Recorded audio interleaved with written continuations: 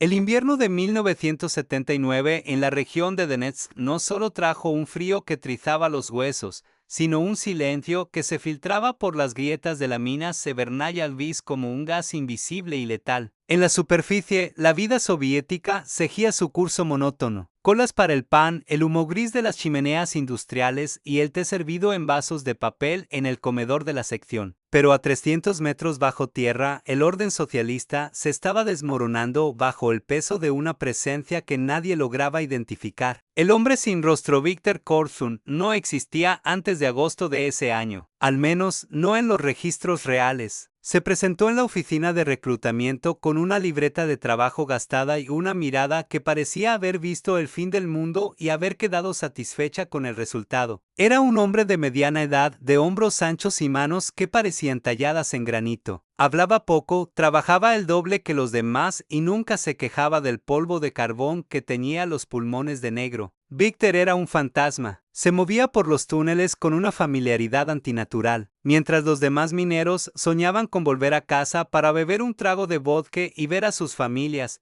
Viktor encontraba su paz en la oscuridad absoluta de los sectores abandonados. Para él, la mina no era un lugar de trabajo, era un templo de purificación. Creía que la tierra exigía sacrificios para seguir entregando su tesoro negro y él se sentía el sumo sacerdote encargado de suministrarlos. Su herramienta no era un martillo neumático moderno ni una perforadora eléctrica. Él prefería lo antiguo, lo manual. Llevaba siempre consigo una pica de acero forjado, una reliquia de los años 40 con el mango reforzado con cuero. Decía que le daba mejor equilibrio, pero la realidad era más oscura. El impacto de una pica manual es silencioso comparado con el estruendo de la maquinaria. El primer sacrificio. El joven Antoshka, la primera desaparición, ocurrió en un martes gris. Antoshka era un aprendiz de apenas 19 años, un muchacho lleno de energía que no paraba de silbar melodías populares. Para Viktor, ese silbido era un insulto a la majestuosidad del silencio subterráneo. Al final del segundo turno, cuando la jaula del ascensor ya estaba llena de hombres cansados, Viktor fingió que había olvidado su lámpara de seguridad en el sector 12. Antoshka, siempre servicial, se ofreció a acompañarlo. Bajaron por una galería lateral donde las bombillas parpadeaban con una luz amarillenta y moribunda. ¿No te da miedo este lugar, tío Viktor?, preguntó el chico, su voz rebotando en las paredes de roca. El miedo es para los que tienen algo que perder, respondió Viktor con una calma glacial. Cuando llegaron al final del túnel, donde la ventilación apenas llegaba, Viktor se detuvo. Antoshka se agachó para buscar la lámpara. Fue en ese momento cuando el brazo de Viktor se elevó, trazando un arco perfecto en la penumbra. El pico de la herramienta penetró el hueso parietal con una precisión quirúrgica. No hubo grito, solo el sonido de un cuerpo desplomándose sobre el polvo de carbón. Viktor no sintió remordimiento. Con una fuerza mecánica, cargó el cadáver sobre sus hombros y caminó 1 kilómetro hacia el sector 0.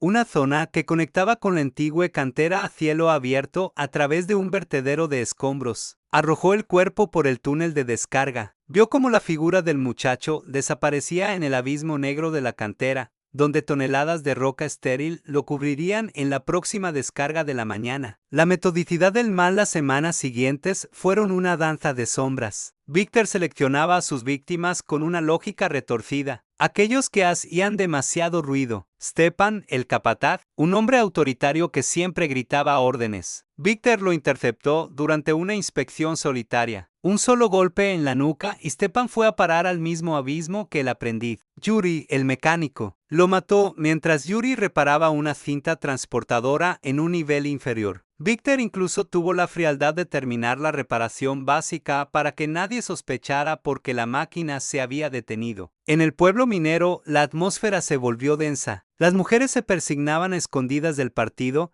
hablando de un espíritu de la mina que se llevaba a los hombres. Pero el capitán Voronin de la milicia local no creía en espíritus. Él miraba los cuadros de turnos y veía una coincidencia que nadie más quería ver. Siempre que alguien desaparecía, el camarada Víctor Korthun estaba en la lista de guardia de ese sector. La tensión alcanzó su punto máximo cuando desapareció el cuarto hombre, un veterano de guerra condecorado. El rumor de que un asesino caminaba entre ellos se volvió un grito sordo en los pasillos de la mina. Los hombres empezaron a trabajar en parejas, pero Víctor era paciente. Él sabía esperar en los rincones donde la luz no llegaba, con su pica lista y sus ojos fijos en la próxima sombra que se atreviera a romper el silencio de su reino subterráneo. La intriga estaba sembrada. El pueblo exigía respuestas y el capitán Voronin sabía que el tiempo se agotaba antes de que el pánico provocara un linchamiento o una huelga que el Estado no perdonaría. Lo que Voronin no sabía era que Víctor ya lo tenía en su lista de ruidosos. La desaparición de la cuarta víctima, el veterano de guerra Piotr Ilyich, fue el error que Víctor no calculó. Piotr no era un joven aprendiz ni un capataz solitario, era un héroe local cuyas medallas aún tintineaban en los desfiles de mayo. Su ausencia movilizó no solo a la milicia, sino al mismísimo KGB, que veía en las desapariciones un posible sabotaje industrial contra el plan quinquenal. El capitán Voronin, un hombre de rostro curtido por el tabaco barato y noches sin dormir, sabía que el tiempo de las teorías espirituales había terminado. Era hora de excavar en la realidad. El perro de caza en el socavón Voronin comenzó a frecuentar la mina de incógnito. Se sentaba en el comedor, bebiendo terrancio en vasos de papel y observando las manos de los hombres. Las manos de un minero suelen estar llenas de pequeñas cicatrices, cortes de carbón y callosidades ásperas. Pero las manos de Víctor Korthun tenían algo diferente. Una limpieza obsesiva en las uñas y una tensión constante en los tendones, como si siempre estuvieran listas para cerrarse alrededor de un cuello o un mango de madera. El capitán decidió seguir a Víctor durante un cambio de turno nocturno. Se movió como una sombra, evitando las luces de las lámparas de casco de los demás obreros. Vio a Víctor desviarse del camino principal hacia el sector de descarga de la cantera Steriglev. No había ninguna razón técnica para que un picador estuviera allí a esa hora. Voronin observó desde la oscuridad cómo Víctor se detenía frente al abismo negro,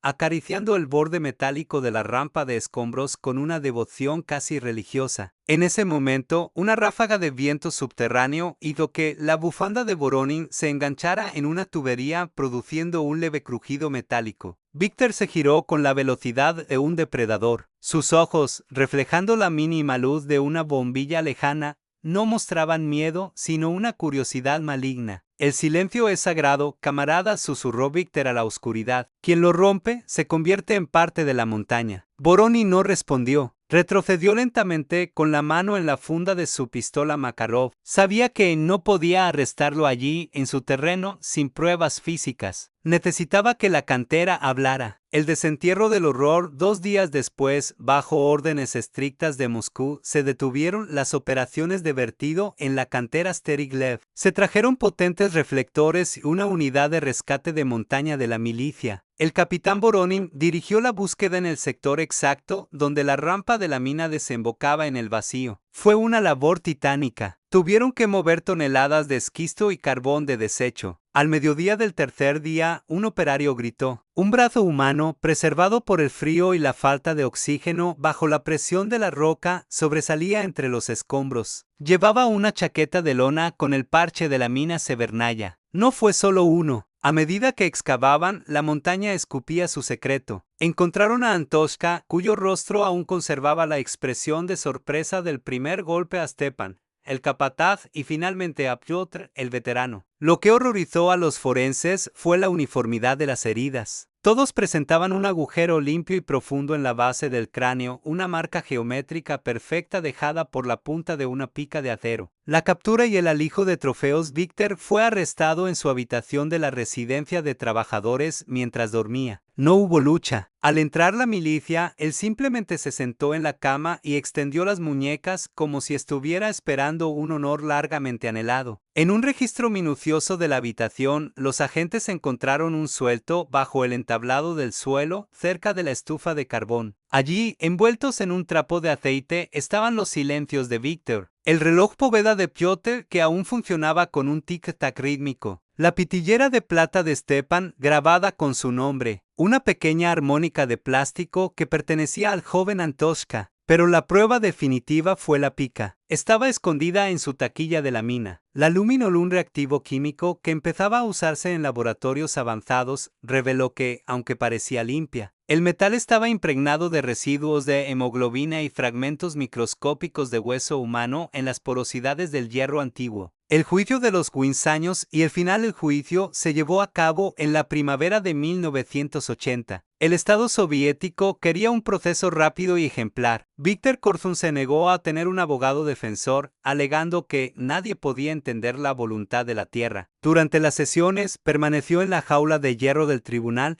mirando al techo con una sonrisa ausente. Cuando se le mostraron las fotos de los cadáveres recuperados de la cantera, solo comentó que ahora por fin estaban quietos. El veredicto fue una combinación de la rigidez penal de la época y la necesidad de justicia retributiva. Dado que se le imputaron múltiples asesinatos con premeditación y alevosía, el juez dictó una sentencia que no dejaba lugar a la esperanza. Se condena al ciudadano Viktor Ivanovich Korsun a 15 años de trabajos forzados en régimen severo en las colonias del Gulag, seguidos de la ejecución inmediata mediante fusilamiento por crímenes atroces contra el pueblo soviético. Esa sentencia era una forma de asegurar que el criminal devolviera al Estado el costo de su existencia antes de ser eliminado. Viktor fue enviado a las minas de Magadán, donde trabajó encadenado, realizando las tareas más peligrosas que nadie quería hacer. Se dice que sus compañeros de celda le temían más que a los guardias. Decían que por las noches se le escuchaba golpear rítmicamente la pared de piedra con sus nudillos, imitando el sonido de su pica. En 1982, tras 2 años de trabajos forzados, la orden de ejecución fue ratificada. Una mañana de neblina, Viktor fue conducido al patio trasero de la prisión central. No pidió una última voluntad, no quiso vendarse los ojos, miró fijamente al pelotón de fusilamiento y justo antes de la descarga cerró los ojos y susurró. Al fin, el silencio absoluto. El informe oficial registró su muerte a las 6:15 am. Su cuerpo fue enterrado en una fosa común sin nombre, bajo una capa de cal y piedra, sellando para siempre la historia del hombre que quiso acallar el mundo a golpes de hierro.